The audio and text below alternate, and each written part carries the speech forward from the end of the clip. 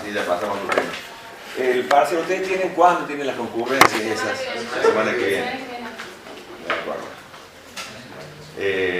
Entonces, para que sea un poco más complicado, vamos a tocar otro tema. Déjame que le joda un poco la vida, si no. Este tema fue fácil, digamos. Necesito un poco de sentido en mi vida, ¿estamos? Nos toca las preguntas fáciles a nosotros ahora. Porque siempre tiene la mañana. Sí, a la mañana, por Dios. Mira, esto es como la serie del baile, siempre la mira Hitler le toca al otro, siempre la cosa fácil le toca al otro, siempre el guaso pintor le toca al otro, que decimos una bruja, ¿no? ¿Así? Perfecto. Yo prefiero bailar. Es así, el césped más verde, el césped del vecino siempre, ¿no? ¿Así? Es ese fenómeno. Sería, a ver, hoy es 7. Okay. Sería más 7 es 14, más 21. El 28 va a ser el parcial, ¿estamos? ¿De acuerdo? 28. Supongo que va a ser más fácil porque el turno mañana va a ser la primera semana de octubre. Va a ser la semana siguiente para ellos el parcial. Así lo pidieron. Pero lo mismo va a haber Sí, sí, se ve siempre hasta la fecha del parcial, ¿estamos? ¿De acuerdo? Entonces queda claro, no tienen ningún problema, no tienen cita con el médico, no tienen otra cosa que hacer ese día. Se puede programar tranquilamente. Bueno, se va a superponer eso tranquilamente. Pero no hay otra concurrencia, nada raro, ¿no? Bueno, de acuerdo. Entonces quedamos para el 28, que se va a ver el otro tema. ¿Estamos? ¿Qué tema va a ser? Mira, tenemos con este y ya hablamos de eso. ¿Ok? Perfecto. Es súper simple, hasta yo me lo aprendí. ¿Estamos? Así que cualquiera lo puede aprender. Contesto preguntas. Quiero que lo hayan entendido de lo que hemos visto de crisis financiera. Recuerden, porque es boom financiero o boom económico, burbuja financiera, burbuja financiera internacional, crack, crisis de deuda, crisis política de vulnerabilidad. Ese es el proceso, ¿estamos? Y tienen que ver... Perdón. Hola, profe. Hola chicos, ¿cómo les va? El grupo de Delfos, ¿hay alguno que haga la concurrencia en Delfos?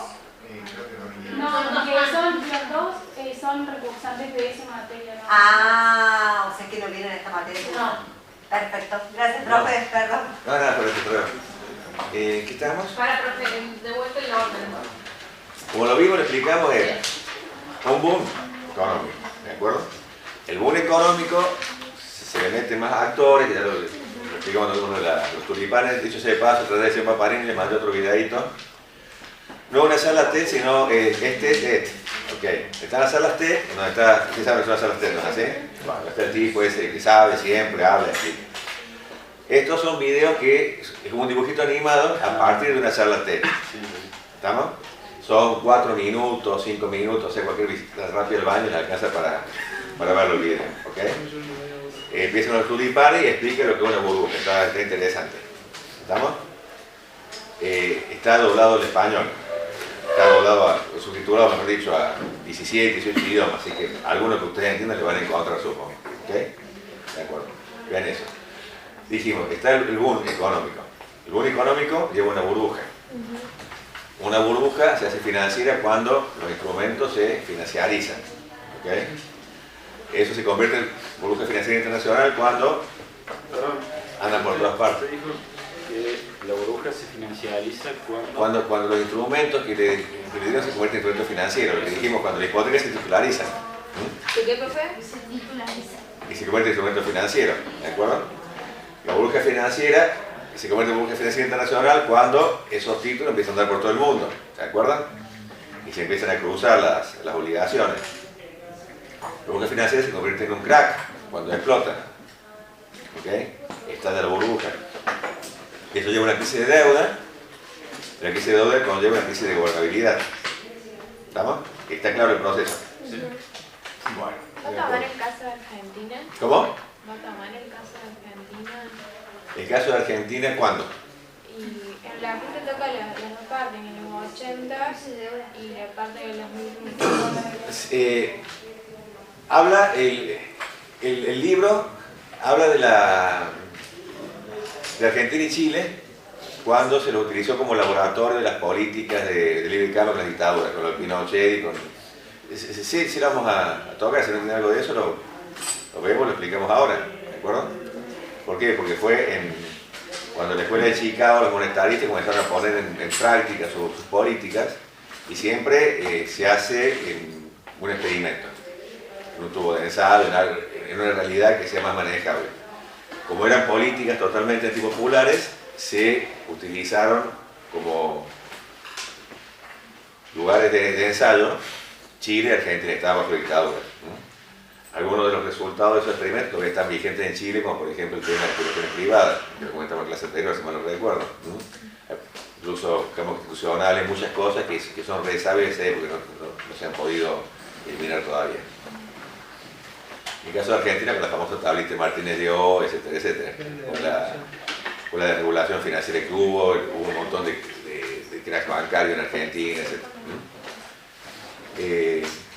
Ahí les recomiendo que lean esta bibliografía, el estudio que hace Oxfam sobre el tema de los condicionamientos o el riesgo que implica para la democracia la ampliación de la brecha entre los que más y los que menos reciben de la renta. Es lo que hablamos de la prensa pasada, ¿no? Sí, más o menos, pero esa gente de Oxfam lo dice mejor que yo. Leanlo, por favor, o sea, como parte de escrito que esto no... Tome lo que digo, pero vayan a la fuente, léanlo, e incluso si alguien encuentra un texto que lo contradice, que sea fundado obviamente, y lo cuestiona, totalmente aceptable, ¿no? Lo que yo busco tienen que desconfiar de todo, especialmente lo que yo digo acá, tienen que poner todo en tela de juicio y analizarlo y criticarlo.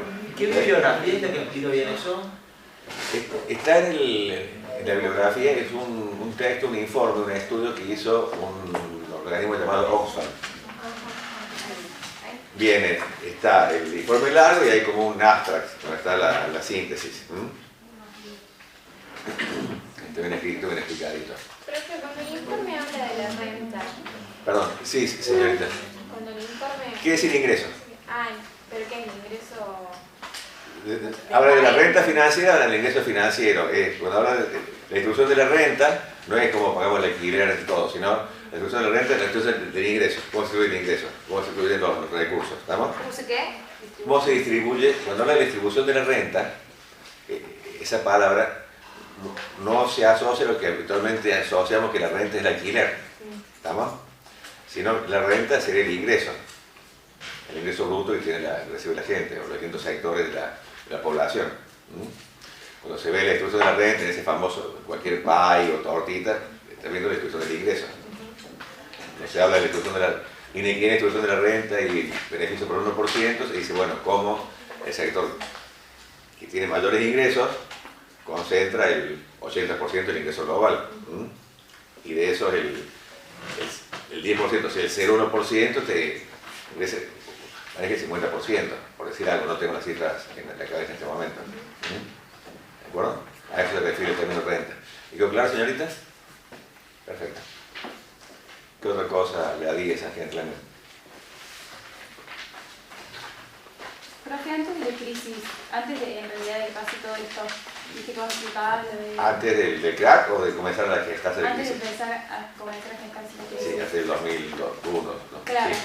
vos explicabas un poco todo lo que había sido lo del 11 de septiembre. Claro, era por el contexto, porque la economía de Estados Unidos estaba mal, o tenía síntomas desalentadores, ¿estamos?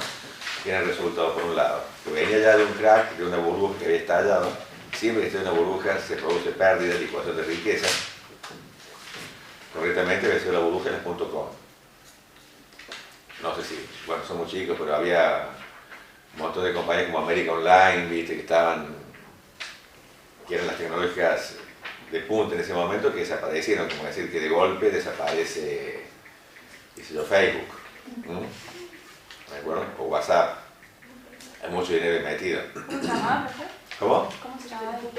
América Online, AOL.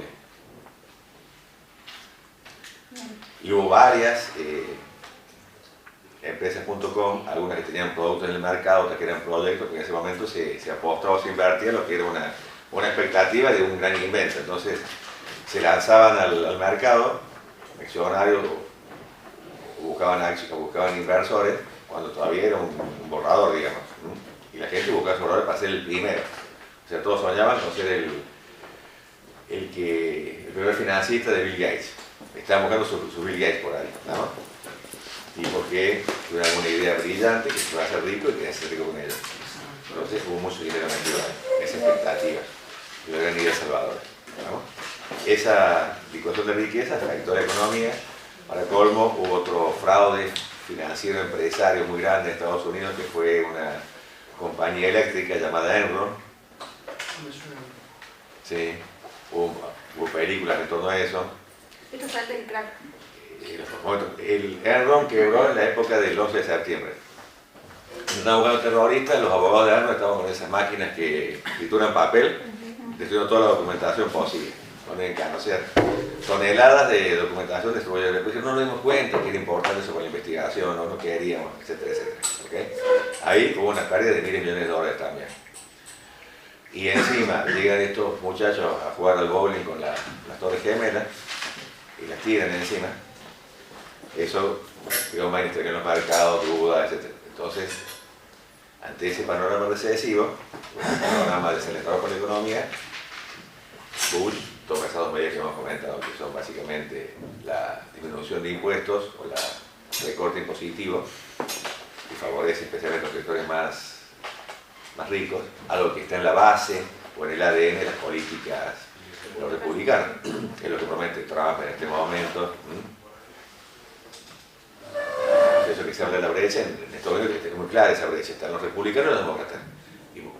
Y sin escuchar el discurso de cada candidato sabe más o menos cuáles son los lineamientos que manejan. Republicanos, recortes impositivos, parte de la base de que recortando el impuesto a la gente que tiene más recursos, ese dinero lo va a reinvertir, que son los generadores de empleo, entonces que ellos son mejores administradores o gente más capacitada para encauzar la riqueza nacional para que haya prosperidad para todos. Con la ilusión de la copita que se va a llenar y va a derramar, pero esa copita crece y crece, ¿viste? No hay forma de llenarla.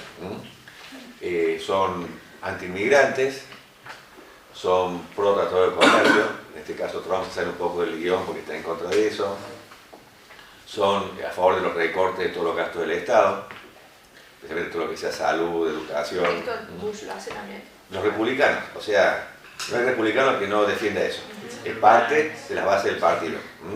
¿Okay? O sea, lo que hizo Bush no fue un invento de él, sino plasmar lo que eran las políticas del partido. Más agresivos internacionalmente, más intervencionistas, pero eso de política internacional más o menos se equilibra porque los demócratas también son intervencionistas. Y en contrapartida los demócratas son más por el aumentar los impuestos a los sectores más ricos, disminuir la clase media. ¿Aumentar, perdón, qué? Aumentar los impuestos a los sectores más ricos. ¿Los demócratas son más tirando de izquierda o ninguno de los dos son de izquierda? Eso de izquierda y de derecha en el caso de Estados Unidos es complicado. Por ejemplo, los usaban a Sanders de ser socialista y comunista e izquierdista. Y el tipo lo que decía es poner límites a Wall Street, o sea, regulaciones más fuertes. Que es lo mismo que hicieron en la década del 30 que hizo Roosevelt. ¿De acuerdo? O sea, el salto hacia la izquierda era una vuelta al pasado en la práctica. Claro. O sea, no. Favorecer o facilitarle la vida a los estudiantes que están embretados con los préstamos estudiantiles universitarios, que son fortuna y infortuna. O sea, desde condonar deuda hasta conceder becas, hasta promover la gratuidad de la educación superior. Eso le parecía comunista. Fortalecer los sindicatos, eso le parecía comunista. Aumentar el gasto en salud y en educación primaria y secundaria. O sea, esas cosas que a nosotros nos parecerían que no son ni de izquierda ni de derecha, sino todo lo contrario, que son cosas básicas, para unos son de izquierda comunista. Por eso es complicado aplicar esos adjetivos por otras realidades, ¿de acuerdo? Es como aplicar criterios de belleza en distintas culturas y civilizaciones, ¿ok? Por el criterio de belleza, porque una mina tenga cogote largo hasta acá lleno de aritos, que lo hacen que tienen 5 años y se tiran el cuello de esa manera, y es un criterio de belleza, y capaz que a uno le parece que eso es horrible. Por eso aplicar el concepto de izquierda, derecha es difícil. no me animo a decir que sea de izquierda. Para ellos lo ven como algo de izquierda, ¿estamos? Para ellos Europa es comunista, ¿por qué? Porque tiene un sistema de salud pública, etcétera, etcétera.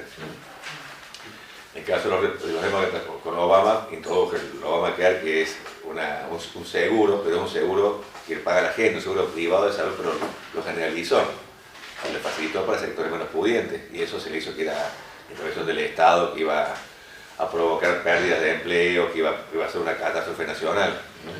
Hasta había personajes como Chuck Norris, no sé, el actor ese, el karateca, que estaba en contra y decía que con esas políticas Jesucristo no hubiera nacido. Y lo hizo en una publicidad, por ejemplo, ¿estamos? O sea, cosas absurdas, ¿estamos? Entonces, bueno, estamos menos definidos esas pautas. Demócratas por un lado, republicanos por otro, que tienen a grandes rasgos esas líneas de gobierno. ¿Por qué? Pues su base electoral es, en el caso de los demócratas, son las minorías, son los grupos negros, latinos, cuando digo latinos digo hispanos en general, los sindicatos, esa es su base electoral. La base electoral republicana es el blanco, el guaso, o sea, blancos, el americano blanco, sajón, pero menos preparado también. Menos preparado, menos educado. En el caso de Donald Trump ahora lo que está haciendo es capitalizar la base del operario industrial blanco que se quedó sin trabajo por la globalización. Hay casos como la ciudad de Detroit, porque lo comentamos en el turno de la mañana, por ejemplo, que se convirtieron en ciudades muy cercanas de ciudades fantasma. Detroit, que era la cuna del automovilismo, era la ciudad industrial más grande del mundo, donde se fabricaban automóviles, como resultado de la globalización, que llevaron muchas fábricas, las trasladaron a México, a Canadá, principalmente a México, que ahí podían producir con menos costo laboral y reintroducir los automóviles en Estados Unidos sin pagar impuestos, porque para eso están los tratados de libre comercio. Y empiezan a entrar los autos japoneses. Y autos japoneses y autos europeos. Por eso Trump en sus discursos habla tanto de China. Habla tanto de China que quita empleos. ¿Estamos? Ustedes todos habrán visto, o los dibujitos animados, las películas de los americanos de la época del 50 y 60. Donde llegaba el yankee, estacionaba el auto, nunca hay auto en la calle, ¿viste? Siempre pueden dejar en la puerta o lo pueden dejar adentro de la casa. Esa casa con los jardincitos, el pasito bien cortado. Sin reja, entraba a la casa sin usar la llave, la puerta estaba siempre abierta, entraba. Me encontraba la bruja que estaba cocinando el pastel de manzana y lo ponía en la ventana para que se enfriara, ¿de acuerdo? Ella con el vestido, con el delantalcito, y lo recibe el besito, levanta la patita atrás, le da el besito, ok, todo muy bien, con la lavadora, con el lavaplato, con toda la parafernalia así tecnológica de esa época, licuadora que era un logro tener licuadora de esa época, y eso lo lograba siendo un simple operario industrial, trabajando en una fábrica. ¿Por qué? Porque el nivel de ingreso de esa época y el hecho de que después, tras la Segunda Guerra Mundial, en plena posguerra, Estados Unidos fue el único país que fabricaba cosas, le permitió esa bonanza económica. Con el tiempo se fue dando, como lo explica el estallido de burbuja, se fue dando una reducción de los ingresos salariales, fue cayendo la masa salarial en cuanto a distribución del ingreso bruto, quiere decir la gente cobró menos, por eso fue muy astuto porque la gente no se dio cuenta porque lo reemplazaron con tarjeta de crédito. Le pagaban menos pero le daban más crédito. Entonces todos tenían 2 o 3 tarjetas y se endeudaron. Entonces, ahora, ese modelo de los 50, 60, principios de los 70 entró en crisis. Ese operario está sin laburo, está en bola, le echa la culpa a los negros, a los latinos, a los mexicanos, a los chinos, al que sea, porque yo sin trabajo, se quedó sin ingresos. Es una persona que pasa de los 50, está entre los 55 y 70 años, porque laburaba en esa época. Una persona que, como resultado de todas las crisis y que pérdida de empresas, se fue quedando sin un buen régimen de pensiones, porque muchas veces las jubilaciones están asociadas a fondos que van haciendo ellos en las empresas, comprando acciones en las empresas, lo que sea. Y ese electorado resentido, enojado, poco ilustrado, que apela a Donald Trump en este momento. ¿De acuerdo? Pero es parte de la recuperación económica que ha habido. Como resultado del florecimiento, de la expansión del capital financiero por sobre el capital de trabajo, sobre el capital productivo, por decirlo de alguna manera. Si a las empresas les es más fácil hacer dinero puedo el mercado financiero sin invertir, sin correr riesgos, sin fabricar nada, sin esperar venderlo, la gente se queda sin trabajo, gana menos. Y ese es el resultado. El tema es que no le dice la culpa es de este modelo económico, este estructura, le dice la culpa es de los mexicanos, la culpa es de los negros, la culpa es de los chinos. ¿No? ¿Quedó bueno claro hasta ahí? Señor. Los brokers eran... Los brokers son los intermediarios. Por eso, Sí. ¿eran gente de poder o puede ser cualquier...? Puede ser cualquier muerto. Claro. ¿Ok? Es más o menos como la gente que vende algo a comisión. Ellos eran comisionistas. ¿Estamos? El tema es que si vos le decís vendedor a comisión es cosa, decir broker es otra. Entonces, ¿qué hacían? Esos tipos vendían hipotecas y por cada hipoteca que colocaban, por cada préstamo que colocaban, recibían un porcentaje. Entonces, le importaba que mucha gente firmara muchas hipotecas y después si les fueron las pagas, no es lo mío, yo te llevo el cliente al banco. Es como que vos laburás en un call center, estás vendiendo planes telefónicos. Que después haya señal, que lo cae, le cobren 50 pesos el segundo, lo que sea, no es problema tuyo. Vos le vendiste el plan. Y el bronca el otro. El bronca que lo compra y el bronca que está en la oficina de reclamo, que hay 50 ventas y uno va a escuchar reclamo nada más. Esa es más o menos la lógica. Es lo que explicaba cuando vimos el video de los británicos, un humorista que decía, bueno, llega alguien y le vende un préstamo. Dice, bueno, imagino que será un banquero. No, no es un banquero, es una persona que vende eso y cobra comisión. ¿Estamos? O sea, no hace ningún estudio de factibilidad serio para decir, bueno, es un buen préstamo, un mal préstamo. Te lo comenté, tengo la cuenta de yahoo.com, que es de Estados Unidos, me llegan a mí las ofertas de hipotecas. Y yo le contestaba y pedí hipoteca y me siguen contestando los guasos, ¿no? Entonces, malísimos todos. Y ellos eran, digamos, los que le ponían, como dice el video esos nombres, ellos diseñaban ese discurso. No, era el vendedor. Claro. Es como el vendedor del auto, ¿estamos? Los nombres atractivos lo pone la empresa, la firma que diseña el instrumento. Por ese instrumento lo hace una vez que tiene la hipoteca firmada, y tenía muchas, y la titularizaba o securitizaba, que es el otro término. Si vos le decís, no, esta hipoteca está securitizada. Ah, qué bien, de puta madre, o sea, estoy seguro. ¿Okay? Pero securitizar significaba apoyar hipotecas buenas con hipotecas malas, que se apoyan entre ellas. Es como poner dos borrachos que se acercan uno al otro y menos borrachos para que se caigan, ¿estamos? Pero si decía eso, me lo enganchaba, porque unas securitizadas ya tiene más peso. Y esos nombres, esos instrumentos los ponía la empresa que generaba el instrumento financiero. El otro vendía hipotecas nada más, ¿estamos?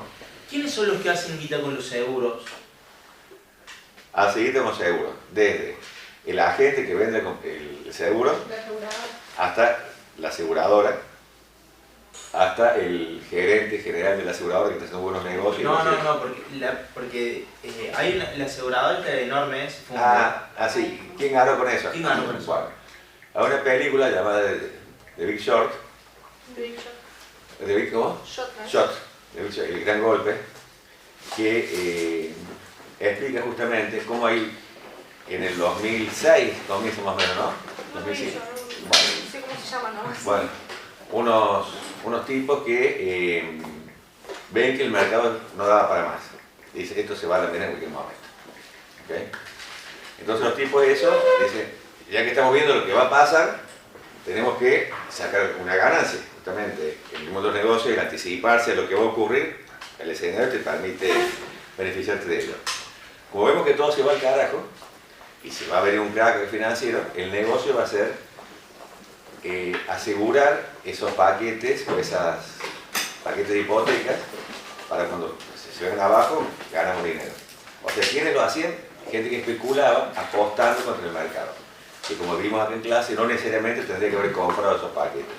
Yo como el seguro del auto, como tendría que ser el dueño del auto, o se puede hacer un solo seguro de auto por persona. Un solo seguro por auto, no por persona. Por ejemplo, el auto que arma la bruja, porque lo arma el mío, lo pago yo. ¿Okay? Pero no pago dos seguros. ¿Estamos? Entonces acá sí se podía asegurar varias veces. Entonces lo que hacía era tomar apostar contra el sistema y decir, bueno, vamos a ganar. Durante 2 años los tipos van contratando pólizas y van perdiendo, pero no pasa nada. Así de cuenta, yo aseguro tu auto confiado en que va, porque yo te lo vendí y sé que pierde nafta por una manguerita y sé que se va a prender fuego. Entonces yo lo aseguro, si pudiera. Y sé que se va a prender fuego. Y pasa el tiempo y se prende fuego. Yo voy pagando la póliza todo el tiempo y voy perdiendo plata. Entonces se prende fuego. Estos perdían plata mientras no venía el crack. Cuando vino el crack se salvaron. ¿Los seguros son lo último que se incorporó al quilombo? Sí, uno de los últimos, uno de los pros que pusieron ya. ¿Okay? Era todo tan bueno porque partir del presupuesto de que la única deuda que se paga siempre es la deuda hipotecaria, porque nadie que se quiere quedar en bolas en la casa. ¿Okay? No contemplaron la posibilidad de que la casa valiera más que la deuda valiera más que la casa. Entonces ya no es negocio pagarlo. Entonces con eso, de que siempre se paga, decía, bueno, no importa qué mal sean los paquetes que hacemos, siempre va a haber gente que va a estar pagando. No importa qué tan riesgoso sea, que aparte no lo era porque las calificadoras lo calificaban bien. No importa qué tan riesgoso sea porque siempre se va a pagar. Entonces yo asegurar esto es más o menos como que asegure, le vendo un seguro de vida a una nena de 5 años. Que tengo un montón de años para cobrar porque la expectativa de vida de una mujer anda por los 78, 79 años. Yo tengo para cobrar 72 años ya, con cosa esta. ¿Quedamos claro? Entonces pues lo hacemos con tanto entusiasmo. Señorita. Profe, en cuanto a cuando estalla la burbuja, Sí. Principalmente esto se da porque empiezan a subir las tasas de interés. Sí. Llega un momento que hay tanto dinero metido que se empieza a inestable. Vos pensás en la burbuja de jabón, mientras más aire le metes, ¿viste? Más empieza a temblar. Sí. Mientras tiene poco aire, tira por ahí, está como más maciza la loca, ¿no? Ya cuando le inflas, empieza a temblar y se torna inestable. ¿Okay? Esa inestabilidad que vemos en una burbuja infladita con aire, acá se traduce en comenzar a aumentar los precios, como sobreinflación.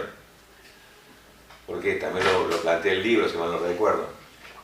Mientras entre el 2000 y 2008, o 2002, 2008, no me acuerdo cuál es el parámetro que utilizan, la inflación en Estados Unidos fue del 5 o 6% en esos años, el 4% menos todavía, los inmuebles habían aumentado el 60%. O sea, ¿qué inflación? Inflación es el aumento generalizado del precio de servicios. Cuando todos los precios aumentaron un 4%, este rubro particular aumentó el 60%. Esa distancia, esa brecha, de momento se tiene que cerrar. Ya sea que caiga esto o suba esto otro. ¿De acuerdo? Entonces, como empezó a subir los precios de abajo, comenzó a haber inflación. Entonces, la Reserva Federal, que es la autoridad monetaria de Estados Unidos, dijo, bueno, ¿cómo hago para controlar la inflación? Una cosa es sacar la plaza un poquito, o sea que haya menos dinero. ¿Cómo hago que haya menos dinero? Que sea más caro. ¿Cómo hago que sea más caro el dinero? Subo la tasa de interés. Entonces, ¿cómo se sube la tasa de interés?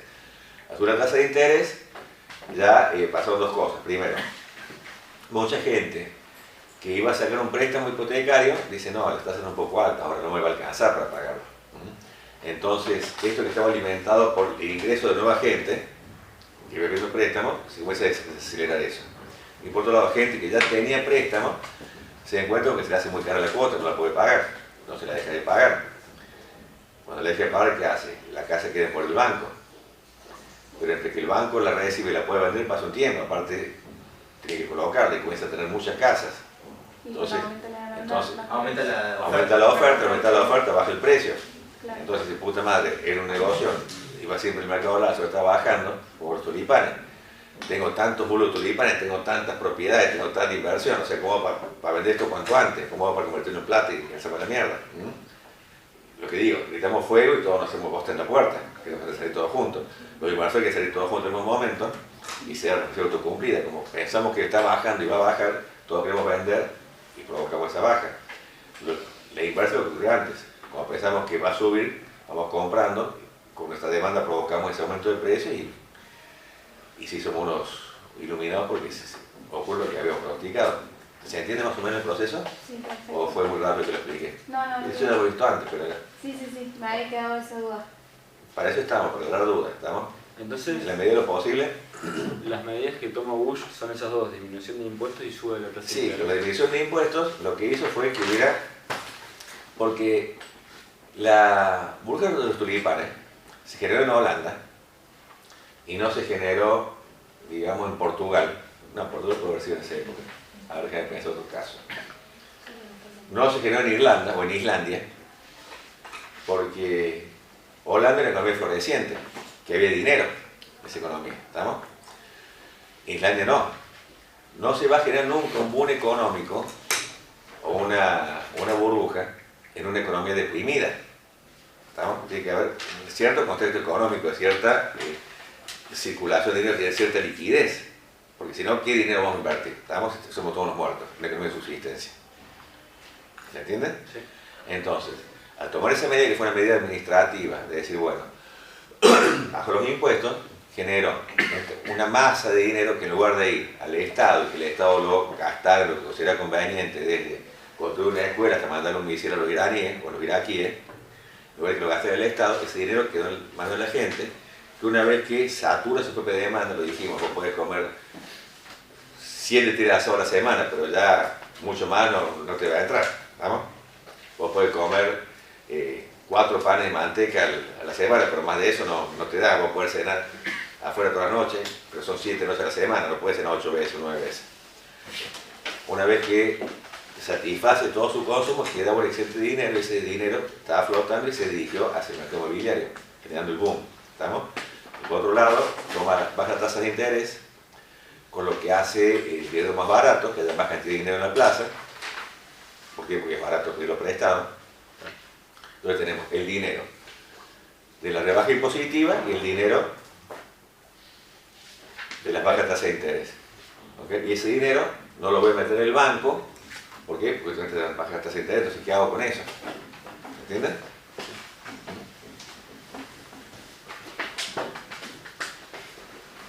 Y se dedica a hacer el consumo de un bien que está subiendo de precio, o sea que es buen negocio comprarlo ahora. ¿Estamos? Siempre te van a aconsejar los expertos financieros son muy rudimentarios, dicen, bueno, ¿qué se compra lo que está barato? ¿Okay? ¿Y cómo se ve que está barato? En función del precio que va a tener después. Si después va a aumentar, ahora está barato comprarlo ahora, invertir eso ahora. ¿Te queda más claro? Sí. Bueno, ¿qué otra pregunta?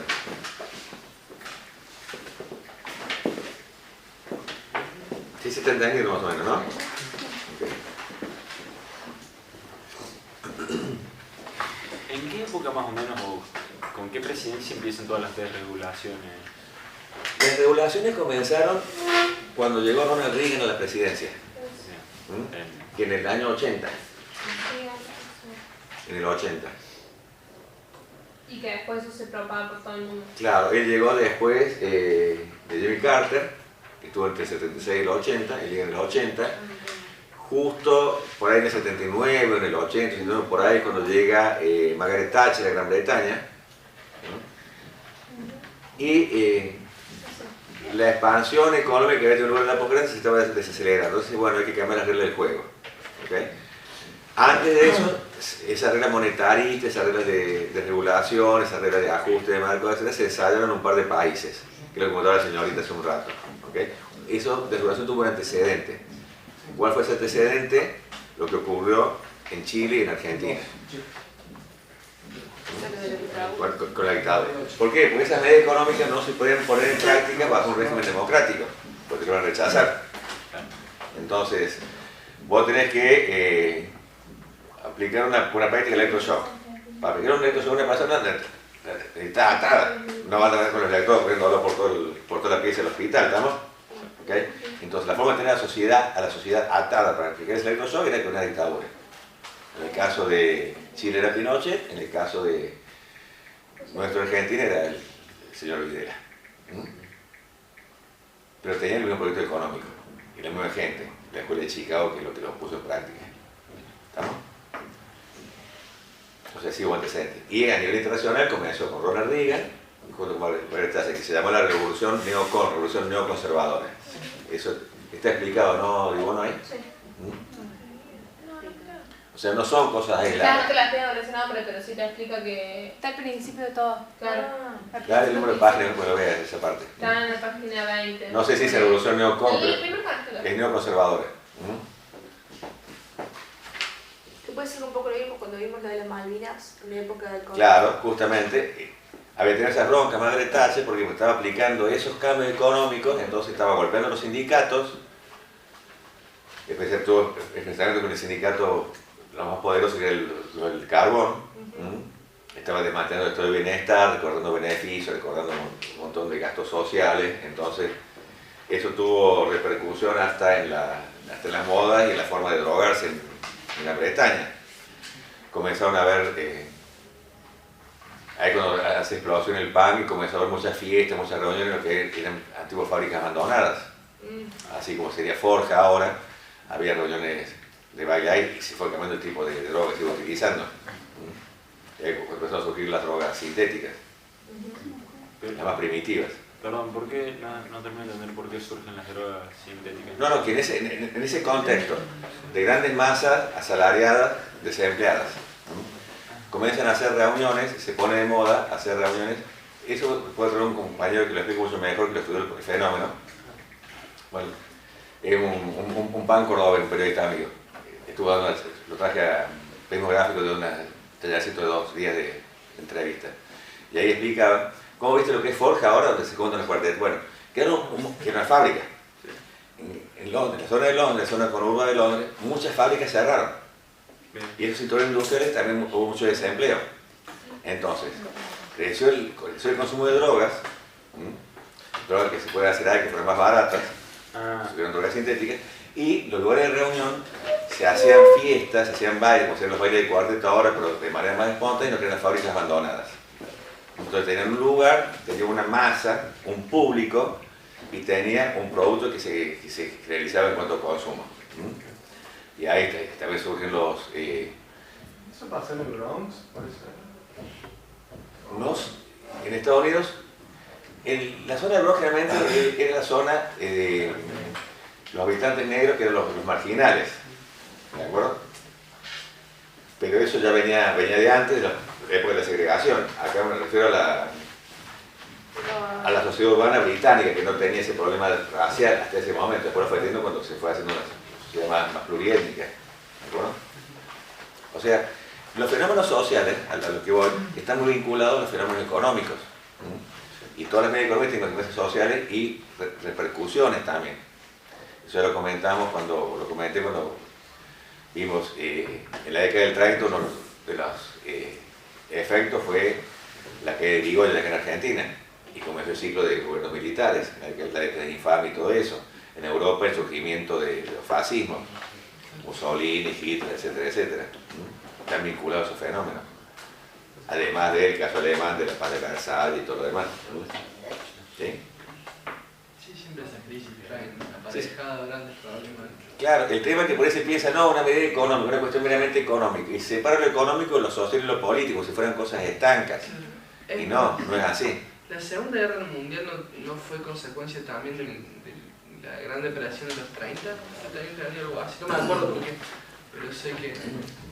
Sí, si decimos que el surgimiento del nazismo, después de la Gran Depresión del año 30, tenía una Alemania que estaba empobrecida por el Tratado de Versalles, que había pasado por el fracaso de la República de Weimar, por una hiperinflación en la cual la gente iba con una carretilla de billete a comprar algo, una carretilla de plata, ¿okay? O sea, no es exageración, donde las casas se empapelaban con billetes, con papel moneda, porque era más barato hacerlo con papel moneda que comprar papel para empapelar. Para que idea lo que valía el dinero, o sea, la crisis económica que fue para Alemania. Entonces, esa gente llega a un grado de desesperación y de rechazo que se cree cualquier estupidez, que apoya cualquier estupidez, de que la culpa es de los judíos, que sea, y ahí surgen estos líderes carismáticos que siempre le buscan la culpa, la tiene el otro, y la culpa y siempre va a ser un sector minoritario, y comienza a acumular poder, como hizo Hitler, y necesita también una salida económica, y eso lo buscó a partir de la expansión territorial. O sea, está vinculada a la crisis económica de la Segunda Guerra Mundial. Para Estados Unidos fue una oportunidad, pero permitió salir de la Gran Depresión. Y llegó una economía de pleno empleo, o sea, todo el mundo tuvo trabajo por trabajar en la industria bélica. Ahí es cuando se produce hasta un cambio social, que es la incorporación de la mujer al mercado laboral. Porque mientras los negros estaban cagándose a sablazos con los japoneses en la isla, con los alemanes, ¿quién se queda para fabricar los tanques, los aviones y todo eso? Y ahí están las fotos de la época, de las minas con los overoles, con la gorrita, apretando tuercas en las fábricas. Y también es cuando surge la mujer. Se incorpora al mercado laboral, empieza a trabajar, eso hizo mucho más que un montón de campañas feministas por el voto y lo demás, porque la mujer ya ganó su dinero, ya se convirtió en un sujeto de mercado, se convirtió en un consumidor independiente, entonces comenzó la publicidad para que la mujer comenzara a fumar, que antes era un hábito netamente masculino. En esa época se difunde o se expande el hábito de fumar entre las mujeres también, porque un sujeto de mercado que vende el cigarrillo, o sea, todo está vinculado a eso. Claro, sí, sí. Sí, me acuerdo. Sí. Y se produce ese cambio social profundo que es la incorporación de la mujer al mercado laboral. Y la incorporación al mercado laboral le va a incorporar al mercado académico también. Porque la mina labura y si labura va a estudiar. Ya sabe hacer cosas por sí misma. ¿Estamos? Lo que estoy diciendo es una versión simplificada. Que claro, ¿estamos? Sí, por eso lo que yo le escuché recién. Cualquier crisis o cualquier... Sí, tiene consecuencias que son, si no es predecible, es muy difícil de prever. Siempre uso el ejemplo del que juega al pool, no tiene ni puta idea, que le pega así, que sea lo que Dios quiera, ¿viste? Se haga un quilombo de bola en la mesa. Y es así, no sabe cuándo va a reaccionar. La mayoría juega así. No sé si hay alguien que juega estratégicamente. ¿Cómo? No sé si hay alguien que juega estratégicamente. Sí, hay gente. El que sabe. ¿A dónde juega un partido si querés? ¿No? Disculpe. ¿Cómo? Disculpe. No. O juego con mis hijos. ¿Está claro hasta ahora? Pero lo importante, la cosa fundamental, todo tiene consecuencias, todo está vinculado, todo está relacionado. ¿Se acuerdan cuando vimos cómo el conflicto árabe-israelita vinculó con el embargo petrolero y con los petrodólares y después con el crecimiento de la deuda externa latinoamericana y argentina? Está todo relacionado, o sea, presten atención a las medidas que se van tomando para entender lo que pasa o lo que pasó. No son accidentes. ¿Qué otra pregunta, que les pueda aclarar? Señor.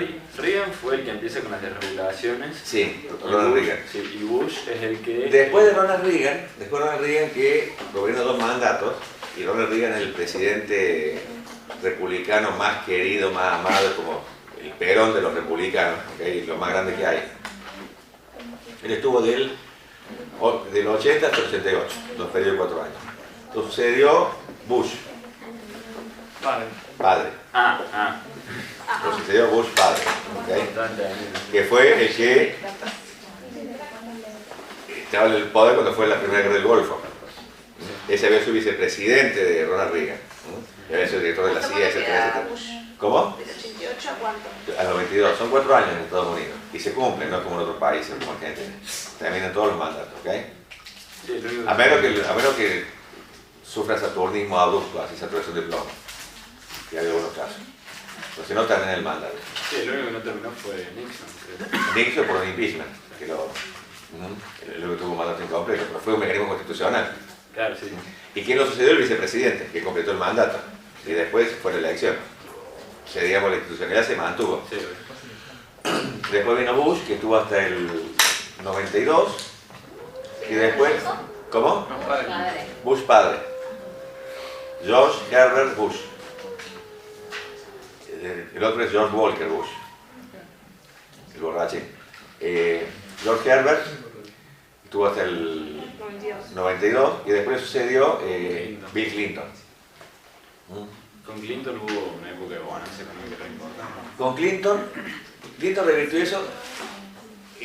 Otra característica de los gobiernos republicanos y demócratas, los republicanos ellos siempre hablan de contener el gasto público, etc. Pero históricamente son los que dejan a Estados Unidos más endeudado, los que aumentan más el déficit. Pues son los que gastan más en armas y se meten más en guerras pelotudas. ¿Okay? O guerras al pedo. En el caso... Son los que dejan el Estado más pobre. Más endeudado, o sea, con mayor déficit fiscal. Aumenta más el gasto. Aumenta el gasto con un montón de guerras. ¿De acuerdo? Y gasto en armamento. Como bajan los impuestos, baja el ingreso. Si vos gastas menos, si gastas más y ganas menos, ¿ok? O sea, tu financiera se pone un poco peor. Claro. ¿Cómo haces para cubrir eso? Mediante créditos. Una tarjeta de crédito se recalienta, ¿no hace? Si mantienes el nivel de consumo, pues subís más y ganas menos, lo haces con crédito. Eso suele ocurrir con los gobiernos republicanos. Los gobiernos demócratas suelen ponerse un límite al déficit. Pero paradójicamente siempre los republicanos acusan a los demócratas de administrar mal la economía. Como si lo analicé al revés. Cuando llegó Clinton, subió un poco los tipos de interés, siguió con las regulaciones, en eso no... Fue el que firmó o terminó el Tratado de Libre Comercio con México y Canadá, que ya lo había dejado todo avanzado Bush, y tuvo un periodo de bonanza económica. Disminuyó el desempleo, aumentó la rentabilidad de las empresas, etcétera, etcétera. Más o menos lo que pasó ahora con Obama. Cuando llegó Obama después del otro Bush, estaba después del rescate y todo eso, la crisis del 2008, estaba Estados Unidos en la lona, con un desempleo muy alto. Ahora está volviendo a sus mínimos históricos el desempleo en Estados Unidos. O sea, sí mejoró la situación económica de Estados Unidos con Clinton. Y casi le hacía otro impeachment también, por el quilombo con la lengüística. Ah, por eso... ¿Sí? Con la Mónica. Pero nunca se separó de Hillary. ¿O sí? Ah, pero cagó tanto palo. Por pelotudo, por dejarse agarrar. No, formalmente siguieron. Es más o menos como, no sé si viste la serie esa de Good Wife. Ah, no vi. Bueno, una serie, es la esposa fiel, lo traduce, lo así, es la mina de un político que tiene que salir en la foto, sí, lo quiero, lo perdono, cuando lo agarraron con. El marido lo agarraron con 2 travestis, 5 putas, un burro, una gente que clavó en el cuello y dice, no, está todo bien, somos una familia, estamos trabajando y luchando por... Lo ven enganchado en un quilombo de prostitución en la serie el tipo y después gracias a su carrera política termina siempre acompañándolo. Son figuras públicas, no se pueden separar. No te fijas, Scioli se separó de la mina, de la Rebolina después de perder la elección. ¿O no? Supuestamente están separados. ¿La gobernadora de Buenos Aires también? Ya sé, pero ahora la de Vidal también. Lo que fue el turco con la Zulema se cagaban a palo, trompada, ¿viste? A garrotazo. Pero llegó a presidente con la esposa al lado, después ya no se aguantó mal, una vez que fue se separó, pero es parte de la figura pública, de la imagen pública que le reditúa a votos. Perdón, te interrumpí, niña. Eso es lo mismo que Jackie Kennedy. Se sabía que Kennedy le metía los cuernos a diestra y siniestra. ¿Ustedes vieron alguna vez a la Marilyn Monroe cantándole a Kennedy? No. ¿El video de qué? Creo que sí. Ah, Happy Birthday. Happy Birthday. ¿Todos lo vieron? Sí. No, yo no lo vi. O sea, es más, a esa fiesta Jackie no fue. Porque sabemos al menos. Fue el único presidente católico que tuvo Estados Unidos. El primero, sí, hasta ahora el único. Porque son presidentes irlandeses. El padre de Kennedy era una figura de las finanzas de Hollywood, empresario de Hollywood, y hizo la plata traficando whisky en la ley seca, era socio de Al Capone. Por eso es que Kennedy gana la elección por muy poquitos votos, una elección fue muy peleada, le gana Nixon, y lo que decidió la elección fueron los votos del estado de Illinois, o sea, está Chicago, la sede de la mafia. Él fue donde la mafia puso a disposición de los demócratas todo su aparato para mover votantes. Por eso la mafia se embola con Kennedy. Cuando ya Kennedy es presidente, comienza a perseguir a los mafiosos a través de su nombre secretario de Justicia. Y por eso dice que después fue la misma mafia que en represalia se mete en la cooperación para matarlos, porque también se había echado marcha atrás en la invasión a Cuba, y eso fue lo que hace la mafia en Cuba. O sea, hay muchas cosas dando vueltas por ahí. Pero no terminó su mandato Kennedy, ¿no? No, terminó muertito. Pero a los 2 años o... No, el primero terminó. Sí. Sí, él gana en el 60 y lo matan en el 63 o 63. Claro, por eso. 63. Ah, por eso. Era su Claro, pero yo pensé que... ¿Cómo? Sí, el primer mandato. Que le pegan la cabeza, la bala por aquí y la cabeza se hace así. ¿No pasó lo parecido también, profe, con el hermano después, una cosa así? El hermano lo matan, el Bobby Kennedy se lanza como candidato y lo matan en un hotel en Las Vegas, lo mata un señor llamado Sirhan Sirhan, que históricamente era un palestino, que lo matan en represalia por la ayuda que daba Estados Unidos e Israel.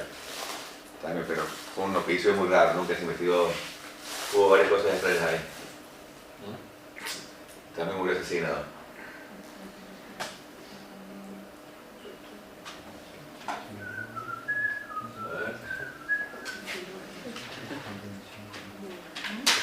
¿Y después de Clinton sigue Bush de vuelta, profe? Después de Clinton, que tiene 2 mandatos y se salva entre los pelos del quilombo con la Mónica Lewinsky, sale el que asume es el hijo de los Bush, George Walker Bush, un rigor cristiano, cristiano renacido, exalcohólico, etcétera, etcétera. No tengo nada con lo que es alcohólico, lo aclaro, ¿ok?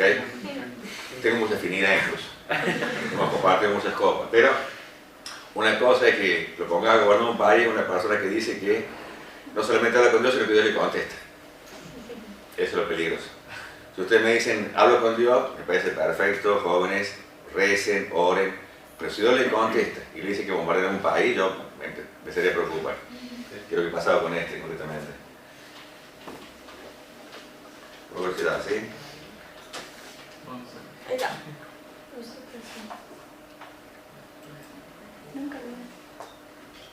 Esto en el Madison Square Garden, ¿ok?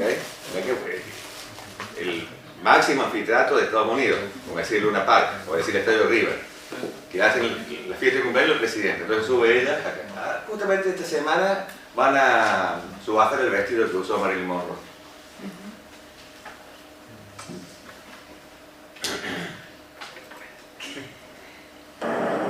Mr. President, on this occasion of your birthday, this lovely lady is not only multitudinous but punctual.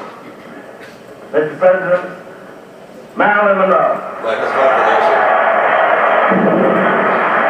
El tipo que estaba hablando se llama Richard Lawford, era un actor de cine, parte del clan Sinatra, amigo de Sinatra. ¿Okay? O sea, Sinatra era amigo de Kennedy. También Sinatra dicen que también estaba metido. Estaba metido en la mafia y por eso Kennedy le hizo por invitaciones a Sinatra y Sinatra se ofendió muchísimo. Es más, el Richard Lawford el que le tiraba las minas a Kennedy. Y después este Kennedy se las pasaba al hermano, era la cadenita. Porque después se la pasa a Marilyn Monroe, se la pasa a Robert Kennedy.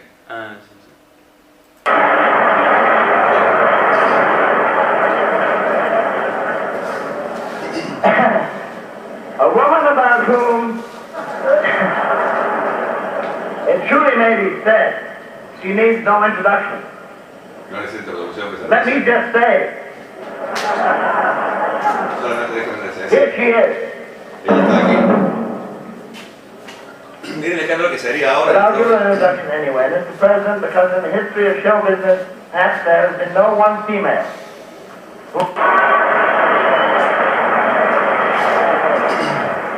Mr. President, the late Marilyn Monroe.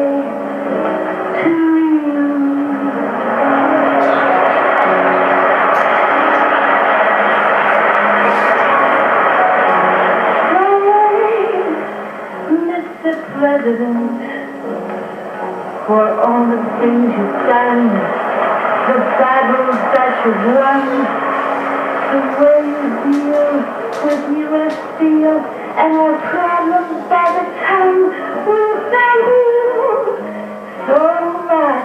Everybody, happy birthday!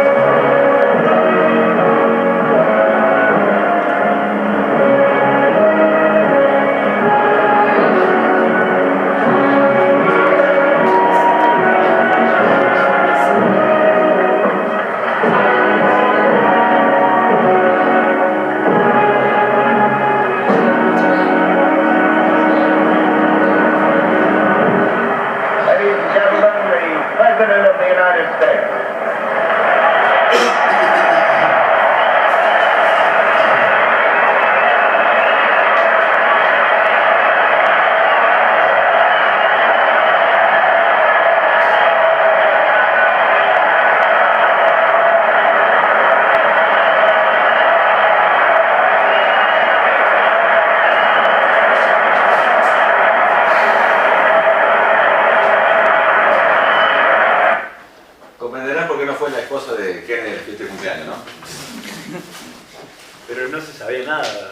entonces. Sí, sabía.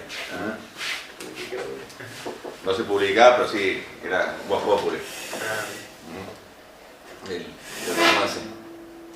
Aparte, había sido un criado toda la vida el Guaso.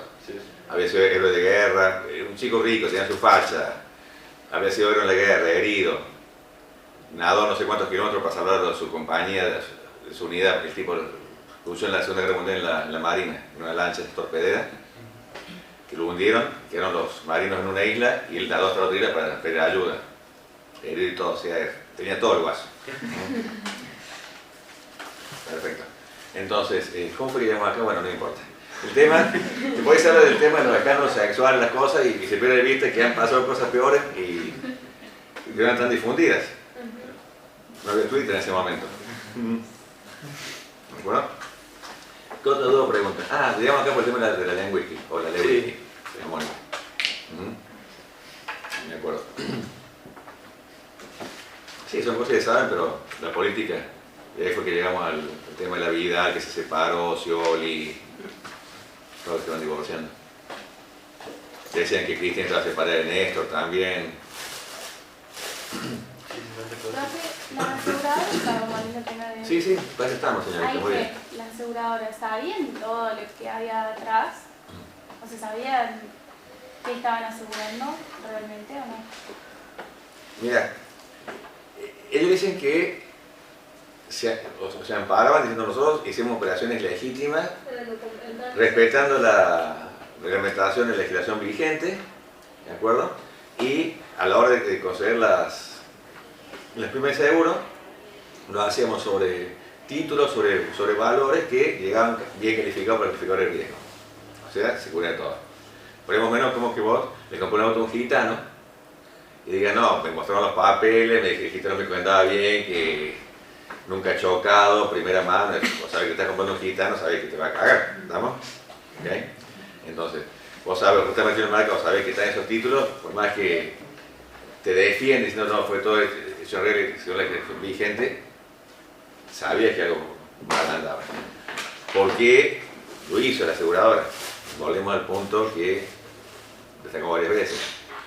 El que toma esas decisiones, el gerente, los ejecutivos, la junta directiva, etc., obtiene grandes beneficios por la ganancia de corto plazo que le da la empresa. Se dice, hemos aumentado el ritmo o hemos aumentado los ingresos por primas en un 50%, estoy haciendo un mejor negocio, soy un capo, soy un maestro, un gerente.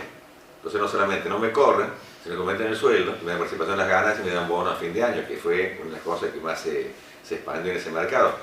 En la película Inside Job, hay una parte en la que le cuenta un experto, ¿usted estaría de acuerdo en que se recorten los premios, los bonos a los gerentes? El tipo hace malabarismo con la lengua, se ahorca, la lleva para acá, para allá y dice, no, hay que dejarlo así, es todo justo, porque no se va a apretar con la puerta solo. Entonces, esa gente que toma esas decisiones se beneficia personalmente. Y se beneficia personalmente con la tranquilidad de que si al último había pérdidas, las pérdidas van a ser de la empresa y no de ellos. Y además con la certidumbre de impunidad total de que no iban a ir en cana. ¿Estamos? Como que vos te ponemos de gerente, qué sé yo, de IPF y decís, bueno, hace un par de negocios que me parecen buenos, pues son malos, pues voy a ganar una fortuna. Que se cague IPF, decir, contratos de plata, te vas a las Bahamas, ¿no? Y parece que con tu dinero grandote, ese ambientito. ¿Estamos? Eso fue lo que ocurrió. Falta de adjudicación de responsabilidades, o sea, nadie es culpable de nada, y un sistema que beneficiaba o privilegiaba o premiaba las ganancias a corto plazo en demérito de la sustentabilidad a medio y largo plazo del sistema. ¿Sí? ¿Te quedamos más claro ahora? Sí. Por ejemplo, alguien que compra un pack en otro país, ¿cuál es el beneficio a corto plazo directo por el cual él cobra esa comisión? Y lo que decíamos era, pusimos el ejemplo de un banco de otro país que compra algo nominalmente, que en valor nominal de 130 lo compra a 115. O sea, en sus asientos contables tengo esto que vale 130, lo pongo en el haber en letras azules y después en el haber he pagado 115, o sea, tengo una ganancia de 15 por no hacer nada. Entonces soy un genio de la finanza que fabrico riqueza como Jesucristo fabricaba peces y panes. O multiplicaba, o dividía, o exponenciaba, no sé, cómo sea. ¿No? Esa parte que te decimos falta. ¿Ok? Entonces ahí estaba ese beneficio. Pero beneficio en los asientos contables, ¿okay? Un valor nominal. Es lo que decíamos, lo que decía el sketch humorístico. El arroz fue por entonces cuánto valía realmente. El tema es la palabra real, realidad. Una cosa es lo nominal, otra cosa es lo real. ¿Estamos? Profe, una duda. Señorita. Hay una frase en el apunte que dice: Asia puede haber provisto la soda, pero América se colgó sin ella. ¿Qué cosa? Asia puede haber provisto la Sí, soda. y si mal no recuerdo, espera, porque me da una frase así aislada y... Sí. Tengo que ordenar el cerebro. Me parece que se refiere al desbalance del comercio exterior, ¿no es así? Sí, al endeudamiento con China. Al endeudamiento con China, perfecto. ¿Qué pasa? Estados Unidos comienza a producir menos.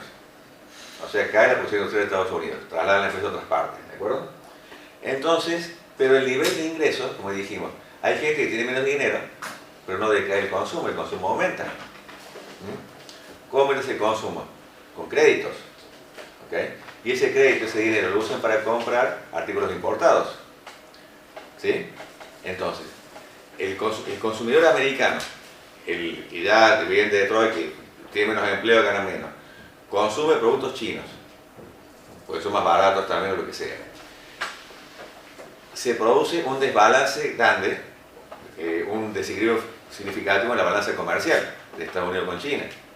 Porque es lo que dice Trump ahora, que le echa la culpa a los chinos, que lo están cagando. O sea, le compramos mucho a los chinos y no nos compran nada a nosotros. ¿De acuerdo?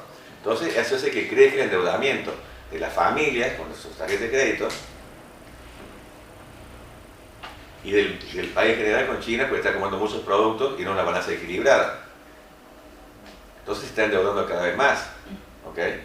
Esa es la soga que se va ahorcando, porque esas deudas hay momento hay que pagarlas. En este momento el principal acreedor de Estados Unidos es China. Tiene una montaña de bonos del Tesoro de Estados Unidos. Si China quisiera hacer quebrar la economía estadounidense, podría hacerlo, pero lo va a hacer porque con ellos mismos también es meterlos en la puerta. Tengamos claro, se refiere a esa frase. Dice en ese contexto del desfavorable comercio internacional que había entre Estados Unidos y los países de Asia. ¿Por qué? Porque ya está en una economía financiera y sigue pidiendo prestado. Aparte, recordemos, con el sistema de petrodólares, de que todas las compras eso fue una cosa que pactó Nixon, si mal no recuerdo, de que todas las compras de petróleo en el mercado internacional deben hacerse en dólares. O sea, todos los países consumen dólares. O sea, todos los países tienen que comprar dólares de alguna manera. Entonces lo que hace Estados Unidos es vender dólares. Lo que hace es imprimir dinero y lo vende. ¿Qué mejor que fabricar plata y venderlo, no? Eso es lo que sostiene la parte de la economía. Y fue una de las cosas que provocó también, según algunos analistas, la segunda invasión de Estados Unidos e Irak, porque Irak ya quería negociar, Saddam Hussein quería negociar petróleo cobrando euros u otras monedas. Eso le hace un hueco gigantesco a Estados Unidos. Y pues son las broncas también con Rusia y con Irán, porque quieren comerciar con otro tipo de moneda. Y tener la exclusividad de Estados Unidos. Pero eso es un poco más complejo y cuesta mucho entenderlo. Yo no sé cómo entenderlo tampoco. Leo sobre el tema, pero me cuesta mucho entenderlo. Pero te contesté puntualmente eso. A ver, lo que hizo fue una figura retórica, es decir, en ese sentido de lo que estaba pasando. Vos te embocás con la tarjeta de crédito. Que vos solo te estás ahorcando. La tarjeta de crédito era sobre. Sería un ejemplo comparable. ¿Sí? Análogo. ¿Qué otra cosa? Profe, la suba de tasa de interés que puso Bush. Sí. En la última parte le hizo ya la FED, o sea, la Reserva Federal. Sí. ¿Qué es la FED? Reserva Federal. ¿Qué? Reserva Federal, como si fuera el Banco Central o algo así. ¿Eso se da, digamos, antes de todo esto? No, eso se da después, al final. Claro, al final. Sube la tasa. Le habían bajado la tasa de interés, pero cuando ya muchos años las tasas bajísimas, se crea el Festival de Crédito, el Festival de Endeudamiento, el Festival de Hipoteca, el Festival de todo eso. Cuando mejor inflación, la FED sube un poquito las tasas de interés y eso es el puntapié inicial para la debacle. Lo que importa es que entiendan los procesos. Y lo que más importa es que el proceso no lo vean como algo aislado que pasó una vez y no va a pasar nunca más, sino como algo que pasa constantemente y puede ocurrir en cualquier momento, incluso en Argentina, ahora, incluso a nivel mundial. Ahora se habla que la bolsa de burbuja o los focos rojos son un banco alemán hiperendeudado y el festival de bonos soberanos, o sea, como hay tasas de interés negativas o tasas muy bajas, la principal ganancia está en los bonos, en los préstamos a países.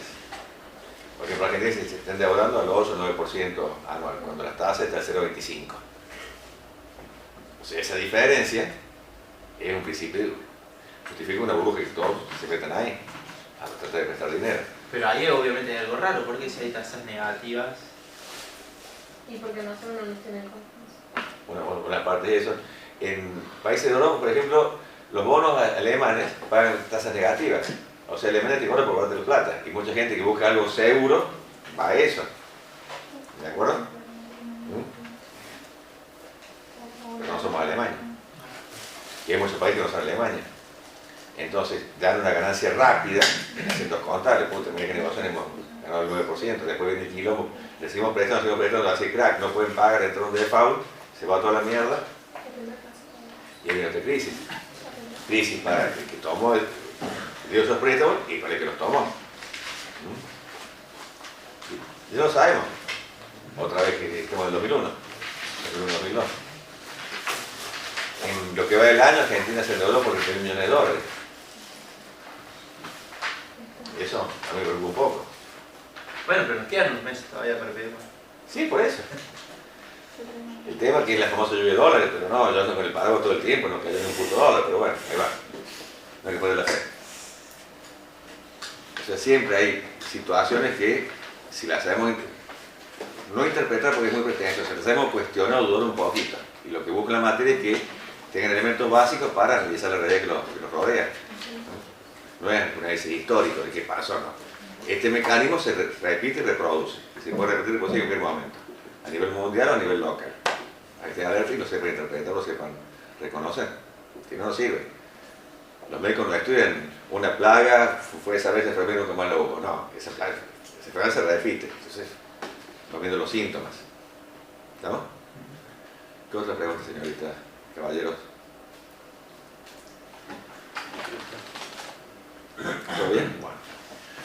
Para la próxima clase, vamos a empezar a ver ya.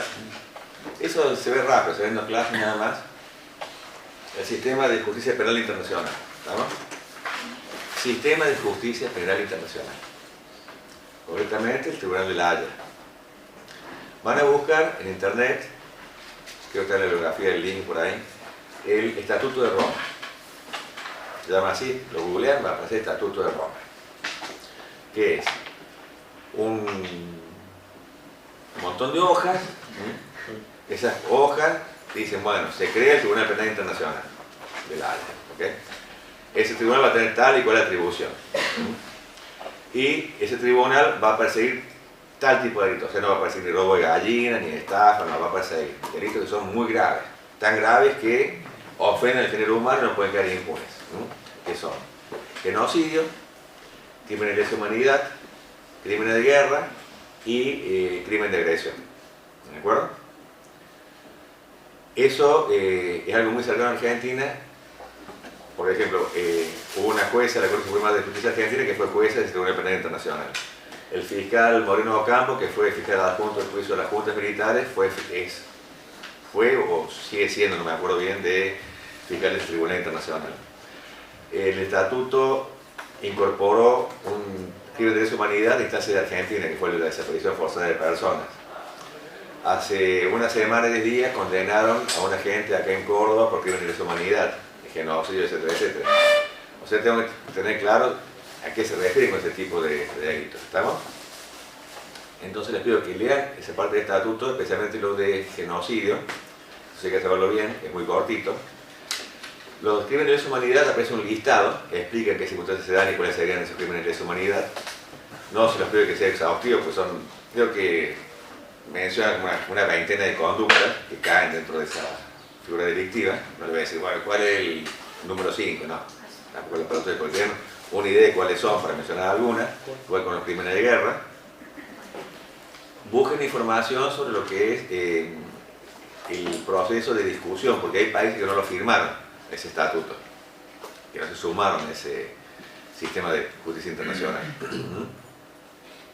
Por ejemplo, la semana pasada estaban juzgando, no sé si terminó ya, por primera vez en la historia, estaban juzgando por crimen de lesa humanidad a un agente del ISIS por destrucción del patrimonio cultural de la humanidad. O sea, habían destruido unas ruinas, no sé si de Palmira, ¿dónde lo agarraron? Metían bombas. ¿Cómo? Metían bombas, la mitad. Sí, y dentro de las tipificaciones está destruir cosas del patrimonio cultural de la humanidad. Estos estudios están juzgando ahí como un crimen contra la humanidad, ¿de acuerdo? Hubo también otro juicio y condenas por lo que fue la antigua Yugoslavia.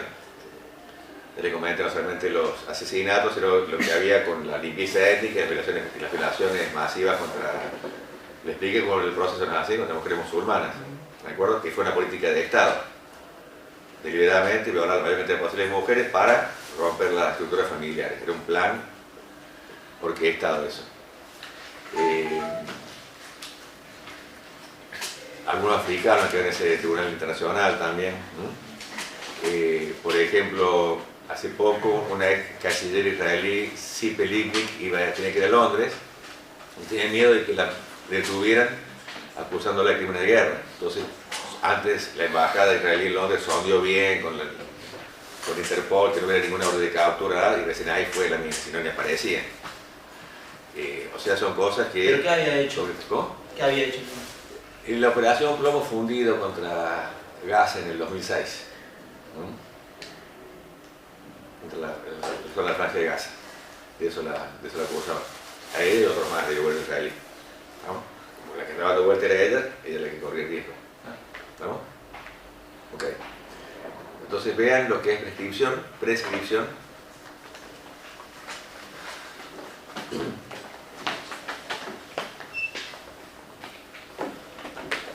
Y lo que es en la ley, la extraterritorialidad.